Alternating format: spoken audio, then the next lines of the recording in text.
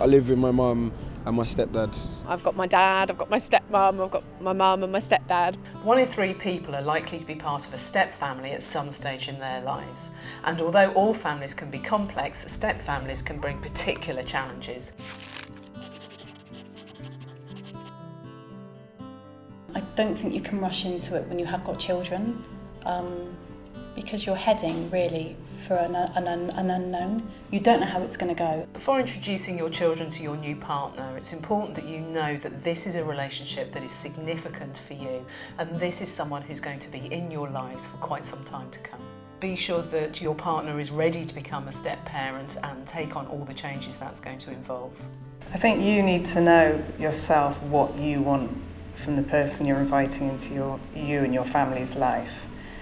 When you know, then it's important to have that conversation and hope that they will understand where you're coming from. Make sure that visits are kept actually quite small to start off with. So maybe just meeting at a park or going shopping for a few hours or coming round for coffee. I think it's a great idea to go out for a family activity, whether it's playing in the park in the summer or at a friend's house if it's a party or tea party. All relationships take time to develop, so it's important that there is plenty of time for a step parent and children to really get to know each other and get close.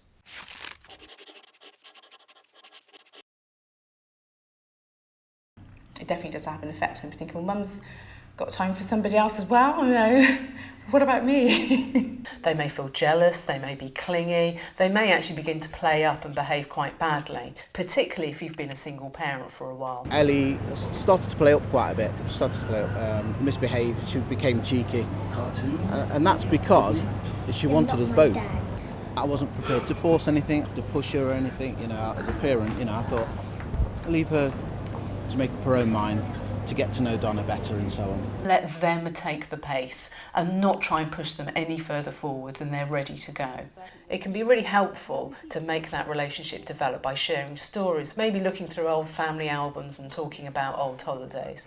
Just giving the opportunity for people to really get to know each other's history as well as looking at the future.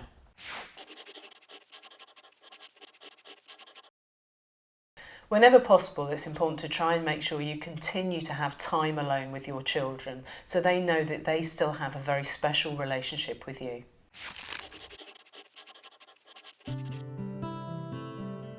When you become a step family, it's really important that everyone is clear about the rules and the discipline and what role each person's going to play in that. And as a step parent, it's particularly important that you don't take a strong hand in discipline until you've first built a positive relationship with your stepchildren. A good idea, have a family meeting and then everybody can kind of add their viewpoint and you kind of review your boundaries or your house rules and so that everybody's happy.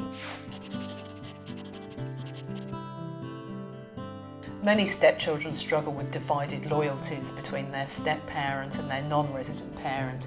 Therefore, it's absolutely essential that you don't put down the other parent in front of them.